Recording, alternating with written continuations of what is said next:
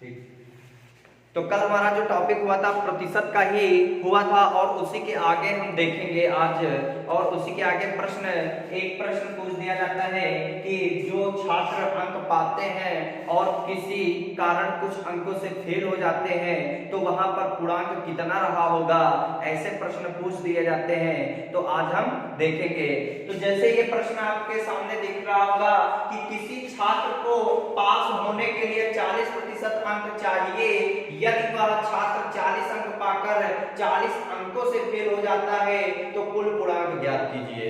इसका मतलब ये हुआ कि 40% उसको चाहिए पास होने के लिए।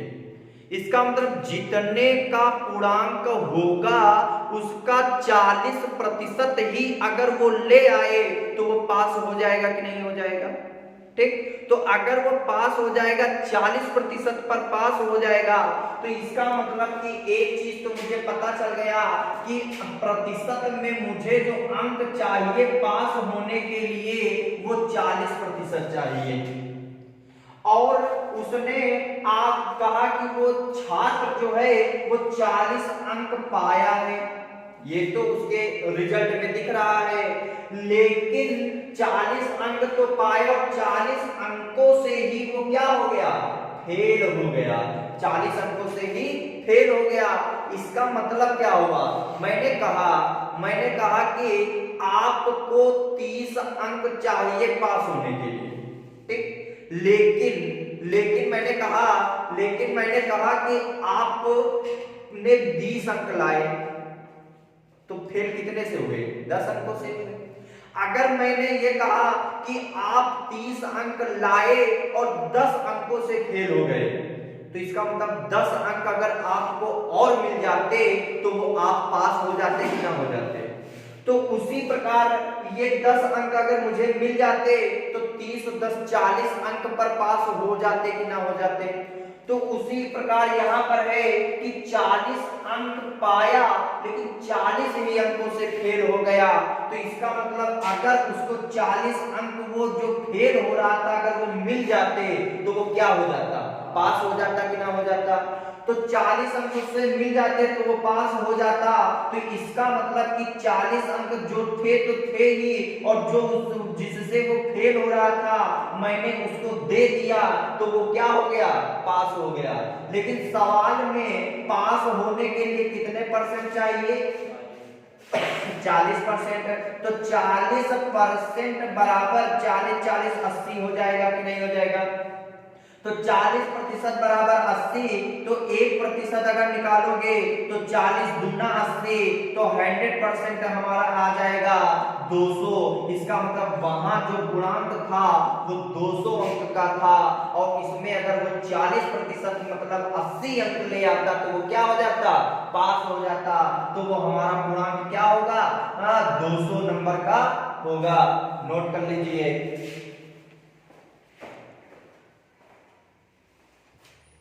अब देखो इस पैटर्न पर भी एक प्रश्न आपका आ जाता है जो आपको हमेशा याद रखना है ये पैटर्न। तो ये पैटर्न क्या कह रहा है कि एक विद्यालय में एक विद्यार्थी 40% अंक पाकर 20 अंकों से फेल हो जाता है तथा दूसरा विद्यार्थी 60% अंक पाकर उत्तीर्ण से 10 अंक अधिक पाता है। तो कुल पूर्णांक ज्ञात कीजिए। इसका मतलब एक विद्यार्थी जो है वो 40% अंक लाया और फिर भी 20 अंकों से फेल हो गया। लेकिन वहीं पर जो दूसरा विद्यार्थी है वो 60% अंक लाया और पास होने से 10 अंक अधिक ले आया। इसका मतलब कि अगर वो 10 अंक ना भी लाता तो भी पास हो जाता कि ना हो जाता। वो पास से ज्यादा ले आया कि नहीं ले आया, बोलो। तो उसने कहा कुल पूर्णांक ज्ञात कीजिए। देखने में तो आपको बड़ा लग रहा है लेकिन यहाँ पर समझना कैसे है। तो हमने कहा 40% पहला विद्यार्थी लाया और 20 अंकों से क्या हो गया, फेल हो गया। तो अगर 20 अंकों से फेल हो गया, अगर ये 20 अंक उसको मिल जाते तो क्या हो जाता, पास हो जाता कि ना हो जाता, बोलो। जो 20 अंक उसको नहीं मिले थे तभी तो वो फेल हुआ था। अगर वो 20 अंक उसको मिल जाते तो क्या हो जाता, पास हो जाता। फिर लेकिन जब दूसरा विद्यार्थी जो है वो 60% अंक लाया, कितने भी लाया, 60% अंक लाया और 10 अंक पास होने के बावजूद वे वो 10 अंक अधिक लाया कि नहीं लाया, तो अगर उसको 10 अंक ना भी मिलते तो भी पास हो जाता। मैंने कहा अगर उसको 10 अंक मैं ना दूं तो भी वो पास हो जाएगा कि नहीं हो जाएगा। तो इसका मतलब ये भी पास है, ये भी पास, अगर ये पास तो ये पास, तो इक्वल का चिन्ह लग गया कि नहीं लग गया, पास बराबर पास हो जाएगा कि नहीं हो जाएगा। तो जिसको नहीं मिले थे उसको दे दिया, पास हो गया। जिसको ज्यादा मिल रहे थे उससे 10 ले लिया, वो पास हो ही रहेगा, फेल नहीं होगा। तो मैंने कहा परसेंट एक तरफ कर लो, संख्या एक तरफ कर लो, तो आपने कहा 60% ये 40 उधर ट्रांसफर होगा, तो प्लस का ट्रांसफर करोगे तो माइनस हो जाएगा, और यहाँ पर प्लस का 20 है और ये माइनस का 10 इधर ट्रांसफर होगा, तो आप कहोगे प्लस का 10 हो जाएगा कि नहीं हो जाएगा। तो 60% में अगर हम 40% लेस कर दें तो आप कहोगे 20% हमारा बचा, और 20% बराबर 30 होगा कि नहीं होगा। तो 30 होगा, तो यहाँ 0 से ये 0 खत्म हो गया, और यहाँ पर 2 से काटोगे 3 को तो ये 1.5 बढ़ जाएगा कि नहीं जाएगा, 3 का आधा 1.5 होता है। तो 1% बराबर 1.5 है, तो 100% बराबर कितना होगा, तो आप कहोगे 1.5 में 100 से अगर हम गुणा कर दें तो दशमलव अगर हटाएंगे तो नीचे 1, आगे संख्या 1 है तो 1 0 बढ़ाएंगे तो ये 0 से ये 0 खत्म हो जाएगा, तो 15 दहम का 150। इसका मतलब वहां का जो गुणांक था वो कितना था, 150 था, 150 था। नोट कर लीजिए, ना समझ में आया हो तो एक बार वीडियो को पीछे करके पुनः देख लेना और समझ में आ जाएगा। फिर भी ना आए तो कमेंट बॉक्स में लिख देना, तो दोबारा हम इस प्रश्न को बता देंगे।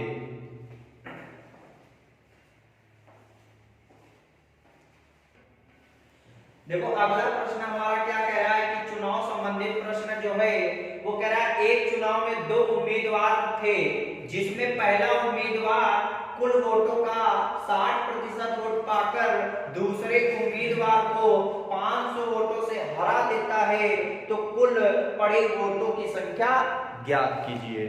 तो अब ऐसा प्रश्न, अब उम्मीदवार जो हैं, अब आजकल आपने देखा होगा कि उम्मीदवार तो बहुत सारे होते हैं, उम्मीदवार तो बहुत सारे होते हैं, लेकिन जो लड़ाई जो होती है वो 2 ही में तो होती है कि नहीं होती है, 2 ही में होती है। तो उसे में यहाँ पर देखो, यहाँ कह रहा है कि एक चुनाव में 2 उम्मीदवार थे, जिसमें पहला उम्मीदवार कुल वोटों का 60% पाया।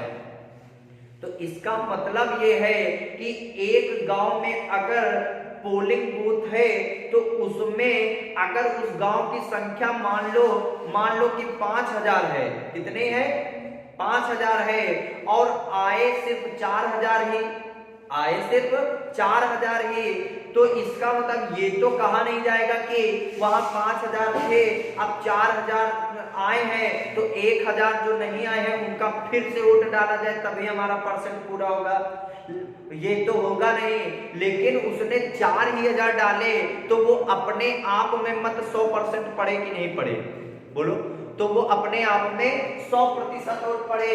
तो हमारे अकॉर्डिंग जो कुल वोटों की संख्या होती है, जो कुल वोटों की संख्या जो होती है, वोटों की संख्या जो होती है वो अपने आप में 100% होती है कि नहीं होती है, ठीक, जो पढ़ेंगी वो 100% ही पढ़ेंगे। तो उसमें से एक प्रथम आपका होगा जो उम्मीदवार होगा और एक द्वितीय उम्मीदवार जो होगा, तो उसने क्या कहा कि जो पहला उम्मीदवार है वो कुल वोटों का 60% वोट लाया। तो 60% अगर यही सिर्फ ले आया तो बेचारा जो दूसरा रहा होगा वो 40% ही तो लाया होगा, बोलो 40% लाया होगा। इसका मतलब क्या है कि 100% था जिसमें प्रथम ने 60% लाया, दूसरा 40% लाया। तो इसका मतलब 40% अगर ये लाया तो 40% ये भी लाया था, तो बात बराबर थी। लेकिन 40% लाया, ये 60% लाया, तो इससे जो जीता है वो कितने परसेंट वोटों से जीता? 20% वोटों से जीता। क्योंकि जब ज्यादा लाओगे तभी तो जीतोगे। तो कितना ज्यादा लाया? तो आपने कहा 20% ज्यादा लाया, जिसके कारण वो जीत गया। लेकिन 20% ये वोट ज्यादा लाया, जीता है, लेकिन रियल में वोट वो कितनी लाया था? 500 वोटों से जीता था कि नहीं जीता था? तो इसका मतलब 20% बराबर 500 के होगा कि नहीं होगा? तो यहां पर 20% ज्यादा लाया और वहां 500 ज्यादा वोटों से क्या हो गया? वो विजयी हो गया। दूसरे उम्मीदवार को इसने हराया है, तो इसका मतलब 500 वोट वो ज्यादा लाया होगा कि नहीं लाया होगा? बोलो। तो इसका मतलब 20% बराबर 500, तो ये जीरो से ये जीरो खत्म। तो यहां से 2% बराबर 50 के, तो 1% बराबर 2 से काटोगे 50 को, तो 25 आएगा कि नहीं आएगा? तो 1% बराबर 25 के, तो 100% बराबर हमारा कितना आंसर आ जाएगा? 2500 के। इसका मतलब कुल वोटों की जो संख्या है वो 2500 थी। कितनी वोट थी? 2500 थी। तो ऐसे कर सकते हो। अब अगर आपको नहीं भी ध्यान है तो मात्र बस आप इतने में ही प्रश्न कर सकते हो। जैसे उसने कहा कि कुल वोट कितने हराया, तो 500 से हराया, तो मैंने कहा ठीक है 500 से उसने हराया। ठीक, तो 500 से हराया। और फिर उसके बाद वो एक चुनाव में 2 उम्मीदवार, जिसमें पहला उम्मीदवार था वो 60% मत लाया। कितने प्रतिशत लाया? 60% मत लाया। तो दूसरा उम्मीदवार जो है 40% मत लाया होगा कि नहीं लाया होगा? तो 40% दूसरा लाया, पहला उम्मीदवार 60% लाया, तो इसका मतलब कितना परसेंट ज्यादा ले आया पहला उम्मीदवार? तो इसका मतलब 20% ज्यादा लाया कि नहीं लाया? तो उसने कहा कुल वोट कितनी पड़ी, तो इसका मतलब हमारे अकॉर्डिंग कुल वोट 100% होते हैं कि नहीं होते हैं? तो यहां से देखा, जीरो से जीरो खत्म, 2 से अगर काटोगे तो 25 गुणे 100 करोगे तो हमारा 2500 आंसर हो जाएगा कि नहीं हो जाएगा? ये आपका, आप ऐसे भी कर सकते हो कि नहीं कर सकते हो? तो नोट कर लीजिए।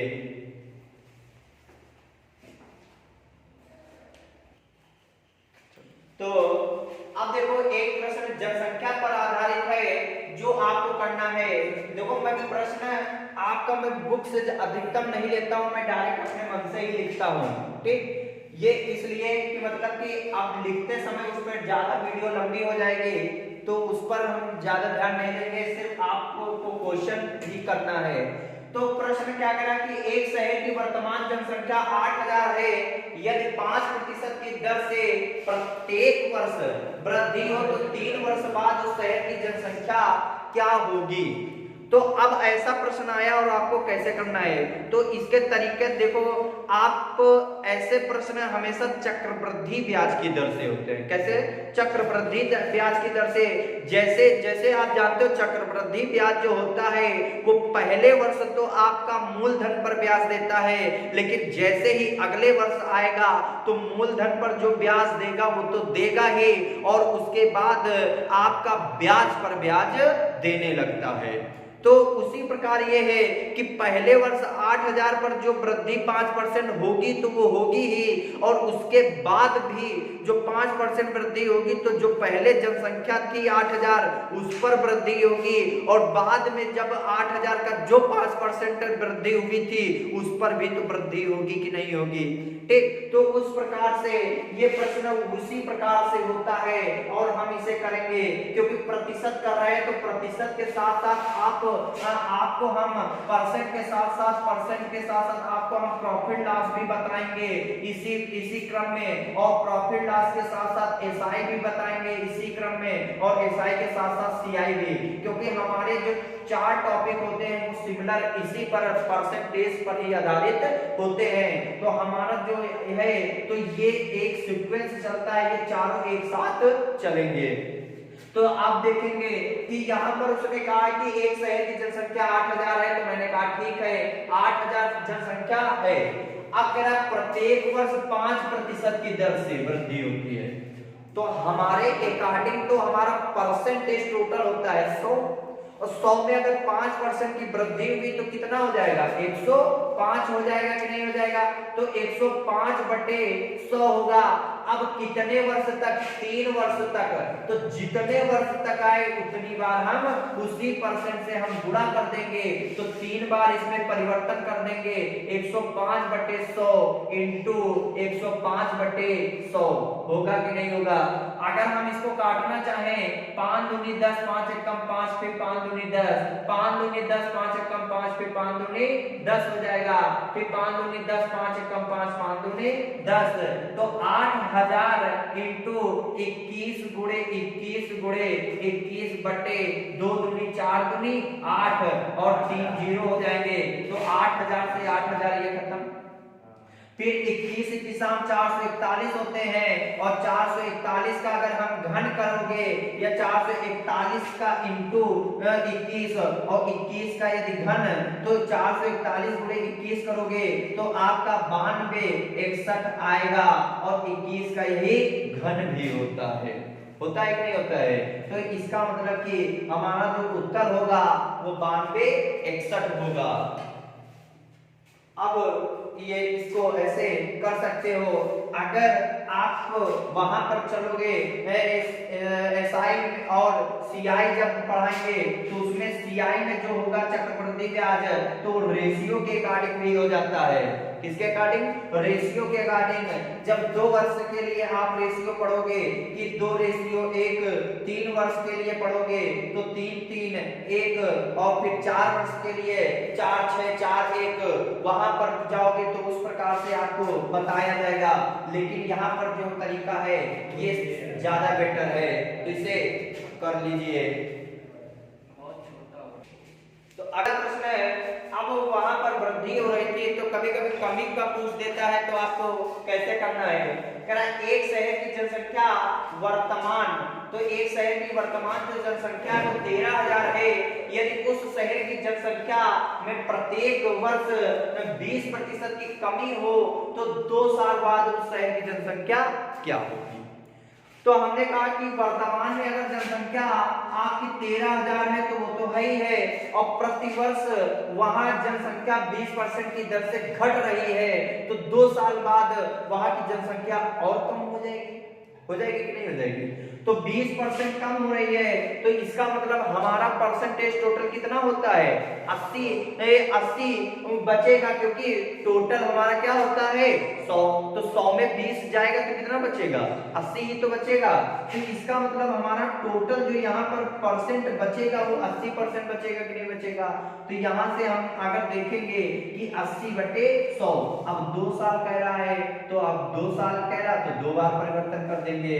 तो यहाँ पर 80 बटे 100 कर देंगे 2 बार, ठीक। तो 100 में 20 कम हुआ, 80 हुआ, तो यहाँ 1 0 2 0 1 0 2 0 ये हम हटा दिए, तो 1 0 2 0 1 0 2 0 ये हट गया। तो यहाँ पर बचा कितना, 130 गुणे 68 64 हो जाएगा कि नहीं हो जाएगा।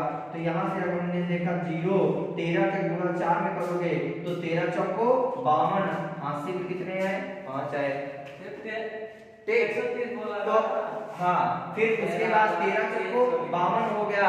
फिर उसके बाद यहाँ पर अगर हम देखें कि यहाँ 13 का 6 से गुणा करोगे तो 13 छक 78, 78 में अगर हम 5 जोड़ेंगे तो 8 5 13, यहाँ पर 83 होगा कि नहीं होगा। तो 8320 हमारा आंसर आ जाएगा कि नहीं आ जाएगा, बोलो आ जाएगा कि नहीं आ जाएगा। तो नोट कर लीजिए।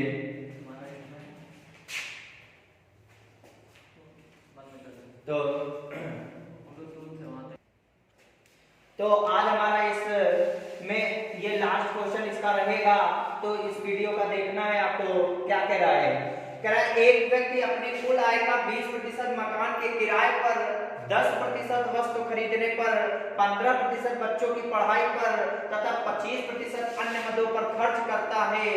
अंत में उसके पास 3600 रुपए शेष बचते हैं तो उसकी आय ज्ञात कीजिए।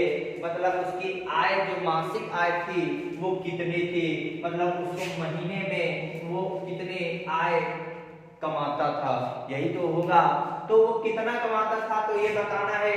तो अब उसने कहा कि वो अपनी मासिक आय का पहले खर्च कर देता है किस पर, 20% मकान के, फिर खर्च कर देता है 10% वस्तु खरीदने पर, 15% बच्चों की पढ़ाई पर, 25% अन्य मदों पर खर्च कर देता है। तो हमने कहा कि उसकी आय तो मुझे नहीं पता है, लेकिन परसेंट जो होता है वो उसको जितना उसकी मासिक आय होगी वो अपने आप में 100% होगी कि नहीं होगी। तो हमने कहा अगर उसकी मासिक आय अपने आप में 100% होगी तो मान लिया कि उसके पास 100% आय थी, उसके मासिक आय मान लिया 100 थी, तो उसकी मासिक आय अगर 100 थी तो उसने 20% अगर मकान के किराए पर खर्चा किया तो मैंने कहा खर्चा कर देने दो। फिर उसने कहा 10% उसने वस्तु पर खर्चा किया, मैंने कहा कर देने दो। फिर उसने कहा 15% उसने बच्चों की पढ़ाई पर खर्चा कर दिया। फिर उसने क्या 25% अन्य मदों पर खर्चा कर दिया। होंगे कोई पर्सनल, तो उसने कहा कि 20 20 10 25 15 25, तो हमने कहा 20 10 30 और 30 10 40 50 60 और 5 5 ये 10 70% जो है वो अपनी कुल आय का ये पूरा अपना मासिक में वो खर्च करता है, नहीं करता है। तो इसका मतलब 70% उसने खर्चा कर दिया, लेकिन उसकी जो कुल आय थी वो 100% थी कि नहीं थी। अगर 100% में 70% उसने खर्चा कर दिया तो इसका मतलब शेष उसके पास 30% तो बचा कि नहीं बचा। उसके मासिक आय में 30% ही तो धन बचा कि नहीं बचा। लेकिन सवाल में कह रहा है कि उसके पास शेष जो 3600 रुपया धन है, कितना है 3600 रुपया, तो 30 बराबर 3600, तो 1% अगर हम देखेंगे ये जीरो से ये जीरो खत्म, तो यहाँ 3 एकम 3 3 दूना 6 और ये जीरो, तो 1% बराबर 120 के, तो 100% बराबर कितना हो जाएगा, तो हमारा कितना होगा 12,000 के। इसका मतलब कि उसकी जो मासिक आय थी, मासिक आय जो थी वो 12,000 थी। कितनी थी 12,000। एक व्यक्ति अपने कुल आय का अब कुल आय का तो कुल क्या होगी, मासिक आय कह सकते हो या कुल आय कह सकते हो, कुछ भी कह सकते हो। तो उसके कुल आय जो अगर होगी तो कितनी होगी 12,000 थी। ठीक, तो ये प्रश्न अगर ना आया हो तो दोबारा रिपीट कर लेना और समझ लेना, और फिर भी ना आए तो कमेंट बॉक्स पे लिख देना और फिर हम समझाने की पुनः कोशिश करेंगे। बोलो जय हिंद।